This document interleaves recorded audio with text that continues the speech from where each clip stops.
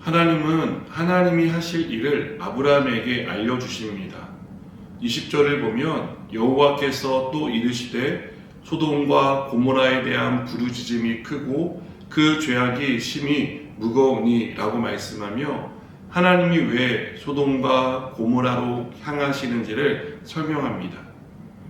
하나님의 말을 들은 아브라함은 기도하지 않을 수 없었습니다. 그래서 의인 50명에서 10명이 될 때까지 6번이나 기도합니다. 아브라함은 아무리 악한 성이라 할지라도 롯의 가족을 포함한 의인 10명쯤은 있을 것이라고 생각한 것 같습니다. 그러나 안타깝게도 소돔 성에는 의인 10명이 없었습니다.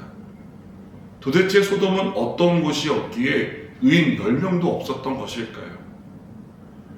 소돔은 죄로 가득한 성이었다라고 증거합니다. 이후에 나오는 내용을 살펴보면 소돔에 사는 사람들은 성적으로 문란한 삶을 살았던 것을 알 수 있습니다. 그들의 죄는 어느 정도 있는 정도가 아니라 넘쳐서 어떻게 할 수 없을 정도로 심각한 지경에 이른 상태였습니다. 우리가 사는 세상도 여전히 죄가 존재하지 않습니까? 인명수심이라고 말할 만한 그런 죄가 얼마나 자주 언론에 등장하는지 우리는 잘 압니다. 뉴스를 보면 어떻게 사람이 저럴 수 있어? 라는 생각을 갖게 합니다. 살기가 좋아졌고 법의 보호가 강화되었음에도 불구하고 여전히 죄는 줄지 않고 그 모양과 형태가 더 심화되는 것을 봅니다. 이런 세상을 보며 웬만한 죄는 죄로 보이지 않는 이상한 현상을 경험하게 됩니다. 저 정도는 벌이 무겁지 않구나 라는 것이 학습되어 죄를 무서워하지 않는 사람들도 있습니다. 만일 이런 사람들이 점점 많아진다면 우리 사회는 어떻게 될까요?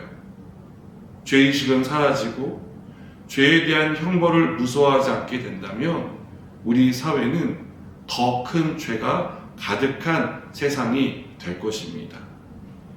법이 있고 또 그 법을 집행할 만한 능력은 있지만 사람의 마음이 죄로 가득하기에 그것이 무색하게 느껴질 때가 참 많습니다. 소돔과 고모라가 처음부터 죄가 가득한 성은 아니었을 겁니다. 크고 작은 죄들에 대한 형벌도 있었을 것입니다. 문제는 사람입니다.